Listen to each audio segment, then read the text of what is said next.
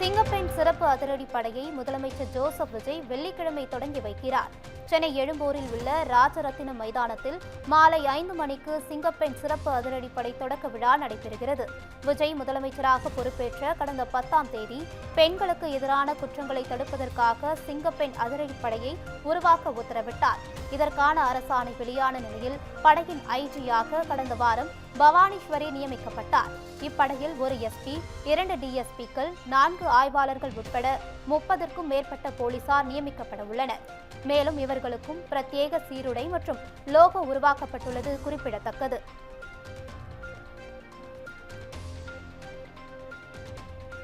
மத்திய அரசு பணிகளில் உள்ள தமிழ்நாட்டை சேர்ந்த IAS அதிகாரிகளுடன் முதலமைச்சர் விஜய் ஆலோசனை நடத்தினார். 2 நாட்கள் அரசுமுறை பயணமாக முதலமைச்சர் விஜய் டெல்லி சென்றார். தொடர்ந்து பிரதமர் மோடி, மத்திய நிதியமைச்சர் நிர்மலா சீதாராமன் உள்ளிட்டோரை சந்தித்த அவர் தமிழ்நாட்டை சேர்ந்த IAS அதிகாரிகளுடன் சந்திப்பு நடத்தினார். டெல்லியில் நடைபெற்ற இந்த ஆலோசனைக் கூட்டத்தில் மாநில வளர்ச்சி திட்டங்கள் குறித்து விவாதிக்கப்பட்டதாக தகவல் வெளியாகியுள்ளது. இதில் மத்திய அமைச்சரவை செயலாளர் சோமநாதன் மற்றும் அதிகாரிகளான ராஜேஷ் லக்கானி, வந்திதா பாண்டே, ரோஹிணி, பிரியதர்ஷினி உள்ளிட்ட முக்கிய பொறுப்புகளில் உள்ள அதிகாரிகள் பலர் பங்கேற்றனர்.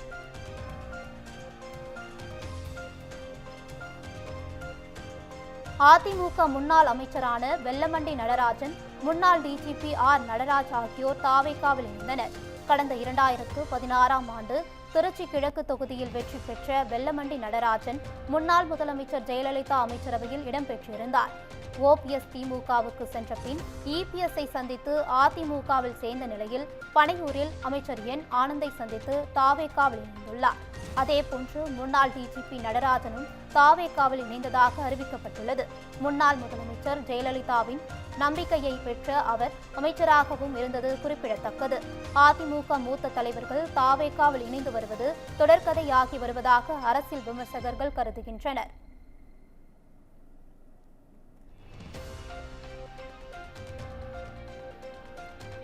முதலமைச்சர் விஜய் எந்த குழந்தைகளை வைத்து வாக்கு சேகரித்தாரோ அவர்களுக்கே தாவேக ஆட்சியில் பாதுகாப்பு இல்லை என அதிமுக பொதுச் செயலாளர் எடப்பாடி பழனிசாமி விமர்சித்துள்ளார்.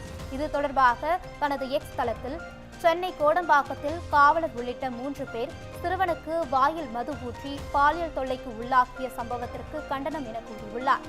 தமிழகத்தில் நாள்தோறும் பரிணமிக்கும் குற்ற செயல்களின் தன்மை மிகுந்த அச்சமூட்டுவதாக அவர் தெரிவித்துள்ளார்.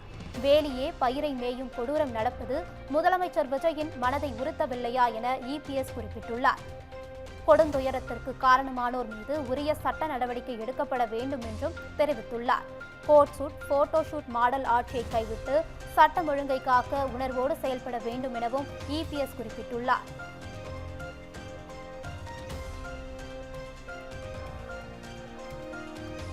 தாவேகாவை திமுக குறைத்து மதிப்பிட்டு விட்டது என மனிதநேய மக்கள் கட்சி தலைவர் ஜவாஹிருல்லா தெரிவித்துள்ளார். மேலும் விஜய் கலந்து கொள்ளக்கூடிய நிகழ்ச்சிகளிலும் கூட்டங்களிலும் பெருந்திரளான மக்கள் பங்கேற்றார்கள் எனவும் அந்த கூட்டங்களில் விஜய் திமுகவை மிக கடுமையாக விமர்சித்தார் எனவும் அவர் தெரிவித்தார். ஆனால் திமுக தலைவரோ திமுகவினரோ அதற்கு எதிர்வினையாற்றாததால் விஜய் சொல்வதெல்லாம் சரிதான் என மக்கள் நினைத்துக் கொண்டனர் எனவும் ஜவாஹிருல்லா கூறியுள்ளார்.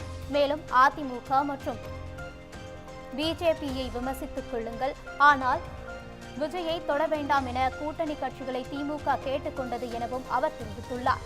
திமுக மற்றும் அதிமுக சேர்ந்து ஆட்சி அமைக்க முயன்றதாக சொல்லப்பட்டது உண்மை அல்ல எனவும் மனிதநேய மக்கள் கட்சி தலைவர் ஜவாஹிருல்லா தெரிவித்துள்ளார்.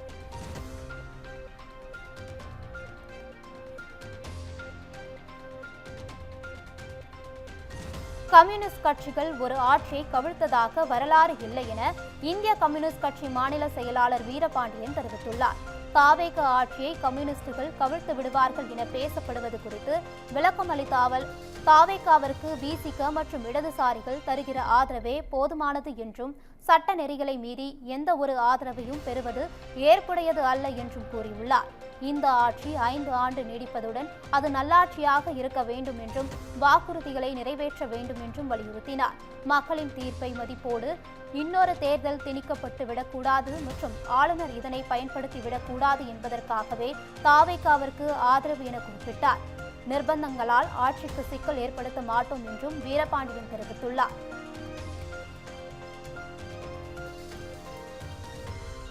3 நாள் பயணமாக முன்னாள் முதல்வர் மு.க. ஸ்டாலின் மற்றும் சட்டமன்ற எதிர்க்கட்சித் தலைவர் உதயநிதி ஸ்டாலின் ஆகியோர் குடும்பத்துடன் மைசூர் புறப்பட்டு சென்றனர். இதற்காக சென்னை விமான நிலையம் வந்த அவர்கள் தங்களது குடும்ப உறுப்பினர்கள் மற்றும் நண்பர்களுடன் தனி விமானம் மூலம் புறப்பட்டு சென்றனர். அவர்களுடன் அன்பில் மகேஷ் பொய்யாமொழி, எம்.கே. மோகன் உள்ளிட்டோரும் உடன் சென்றனர். கர்நாடக மாநிலம் மைசூரில் அவர்கள் அனைவரும் 3 நாட்கள் சுற்றுப்பயணம் மேற்கொள்ள உள்ளனர்.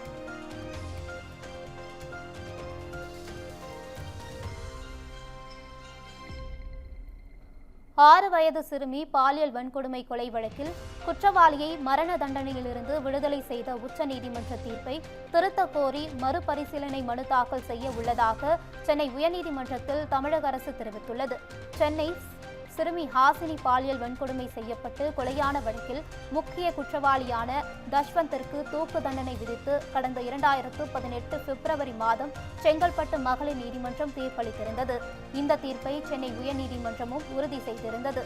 இதனை எதிர்த்து தஷ்வந்த் தாக்கல் செய்த மேல்முறையீட்டை விசாரித்த உச்சநீதிமன்றம் குற்றம் சரிவர நிரூபிக்கப்படவில்லை என கூறி தஷ்வந்தை விடுதலை செய்து உத்தரவிட்டது. இதனை எதிர்த்து தமிழக அரசு தாக்கல் செய்த சீராய்வு மனுவும் தள்ளுபடி செய்யப்பட்ட நிலையில் தீர்ப்பை திருத்தக் கோரி தமிழக அரசு உச்சநீதிமன்றத்தில் மறுபரிசீலனை மனுவை தாக்கல் செய்துள்ளது.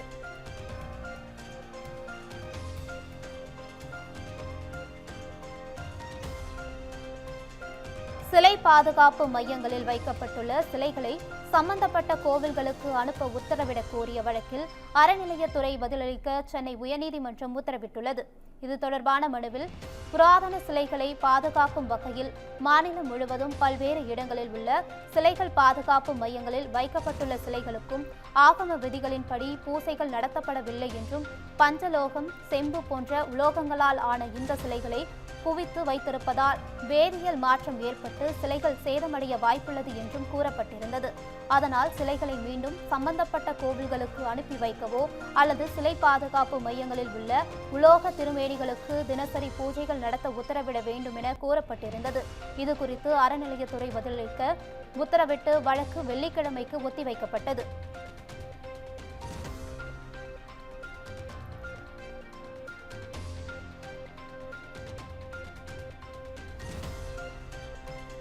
கள்ளக்குறிச்சி மாவட்டம் உளுந்தூர்பேட்டை சுங்கச்சாவடியில் சுமார் 2 கிலோமீட்டர் தூரம் வரை வாகனங்கள் அணிவகுத்து நிற்பதால் கடும் போக்குவரத்து நெரிசல் ஏற்பட்டுள்ளது. பக்ரீத் பண்டிகை விடுமுறை மற்றும் முகூர்த்த நாட்கள் என்பதால் பல்வேறு சுப நிகழ்ச்சிகள் கலந்து கொள்வதற்காக சென்னையிலிருந்து தென் மாவட்டங்களுக்கு கார், வேன், பேருந்துகள் மூலம் ஏராளமானோர் சொந்த ஊருக்கு சென்று கொண்டுள்ளனர். இதனால் உளுந்தூர்பேட்டை சுங்கச்சாவடியில் வாகனங்கள் நீண்ட வரிசையில் காத்திருக்கின்றன.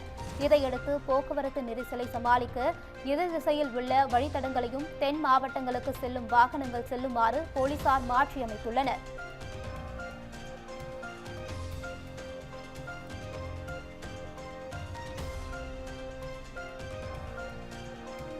நீலகிரி மாவட்டத்திற்கு வந்துள்ள விடுதலை சிறுத்தைகள் கட்சியின் தலைவர் திருமாவளவன் மற்றும் நாடாளுமன்ற பாதுகாப்பு நிலைக்குழுவினர் பைகாரா இல்லத்தில் படகு சவாரி செய்தனர். மத்திய பாதுகாப்புத்துறை நாடாளுமன்ற குழு ஆய்வுக் கூட்டத்திற்காக குன்னூர் வெலிங்டன் ராணுவ பயிற்சி கல்லூரிக்கு திருமாவளவன் உட்பட 14 எம்பிக்கள் வந்துள்ளனர். உதகையில் தனியார் ஓட்டலில் தங்கியிருக்கும் அவர்கள் பைகாரா படகு இல்லத்திற்கு சென்று படகில் பயணித்தனர். இந்த வீடியோ தற்போது வைரலாகி வருகிறது.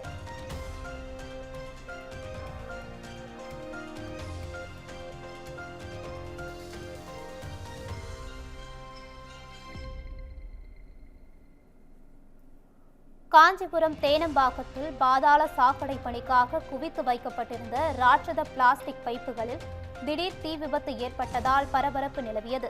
சில நிமிடங்களிலேயே தீ மளமளவென பரவி அடுக்கி வைக்கப்பட்டிருந்த பைப்புகள் முழுவதும் கொழுந்துவிட்டு எரிய தொடங்கியது. கரும்புகை மண்டலம் சூழ்ந்தது. தகவலறிந்து 100க்கும் மேற்பட்ட வாகனங்களில் வந்த தீயணைப்பு துறையினர் பல மணி நேரம் போராடி தீயை கட்டுக்குள் கொண்டு வந்தனர். தீ விபத்துக்கான காரணம் குறித்து போலீசார் விசாரித்து வருகின்றனர்.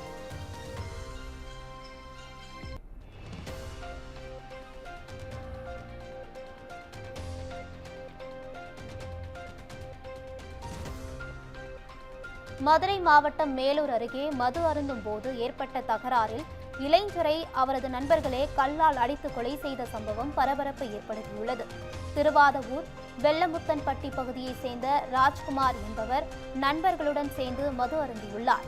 அப்போது அவர்களுக்குள் தகராறு ஏற்பட்ட நிலையில் நண்பர்கள் கல்லால் தாக்கியதில் ராஜ்குமார் சம்பவ இடத்திலேயே உயிரிழந்தார். உடலை போலீசார் மீட்டு பிரேத பரிசோதனைக்காக மேலூர் அரசு மருத்துவமனைக்கு அனுப்பி வைத்ததுடன் கொலையில் ஈடுபட்ட அருண், அவரது சகோதரர் அருள் மற்றும் நவநீதன் ஆகிய 3 பேரையும் கைது செய்தனர்.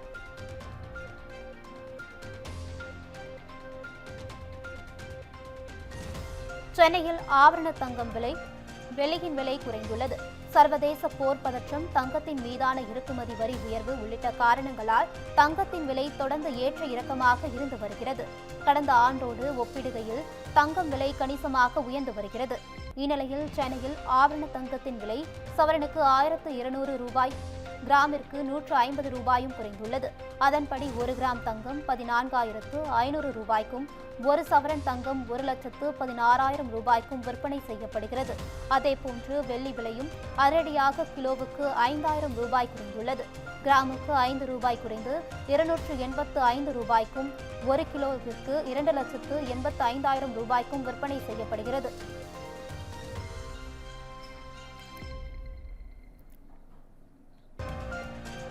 ஜம்மு காஷ்மீரின் டோரிமல் வனப்பகுதியில் எல்லை தாண்டி ஊடுருவ முயன்ற தீவிரவாதிகளுக்கும் பாதுகாப்பு படையினருக்கும் இடையே கடும் துப்பாக்கி சண்டை நீண்டது. தீவிரவாதிகள் பீரங்கி குண்டுகளை வீசியும் தாக்குதல் நடத்தினர். இதனால் அப்பகுதிக்கு கூடுதல் படைகள் விரைந்தன. அதிகளவில் படைகள் குவிந்ததால் தீவிரவாதிகள் வனப்பகுதிக்குள் தப்பி செல்ல முயன்றனர். அவர்களை தப்ப விடாமல் ராணுவத்தினர் சுற்றி வளைத்திருப்பதாக தகவல் வெளியாகியுள்ளது.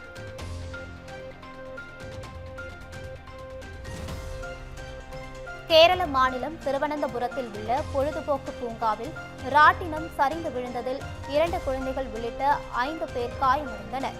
திருவனந்தபுரம் வேம்பாயத்தை உள்ள ஹாப்பிலேண்ட் கேளிக்கை பூங்காவில் வியாழக்கிழமை மக்கள் ராட்டினத்தில் சவாரி செய்து கொண்டிருந்த போது ராட்டினம் திடீரென ஒரு பக்கமாக சரிந்து விழுந்தது. இதையறிந்து சம்பவ இடத்திற்கு சென்ற போலீசார் மற்றும் தீயணைப்புத் துறையினர் காயமடைந்த 2 குழந்தைகள் உள்ளிட்ட 5 பேரை மீட்டு மருத்துவமனைக்கு அனுப்பி வைத்தனர்.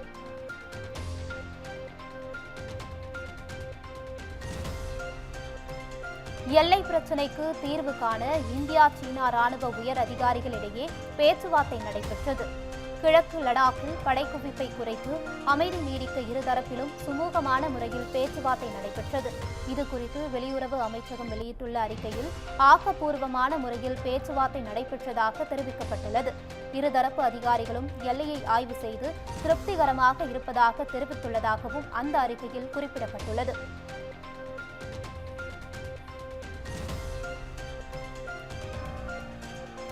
மத்திய பிரதேசம் போபாலில் வரதட்சணை கொடுமையால் மாடியிலிருந்து குதித்து உயிரை மாய்த்துக் கொண்ட வீஷா சர்மா வழக்கில் அவர் மாமியாரான முன்னாள் உயர்நீதிமன்ற நீதிபதி கிரிவாலா சிங் கைது செய்யப்பட்டுள்ளார்.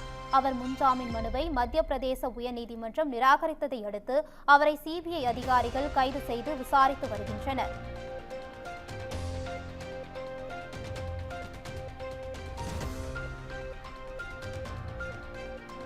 மல்யுத்த வீராங்கனை வினோஷ் போகத் ஆசிய சாம்பியன்ஷிப் விளையாட்டு தகுதி சுற்று போட்டியில் பங்கேற்க டெல்லி உயர்நீதிமன்றம் அனுமதி அளித்த உத்தரவுக்கு எதிராக உச்சநீதிமன்றத்தில் மேல்முறையீட்டு மனு தாக்கல் செய்யப்பட்டுள்ளது.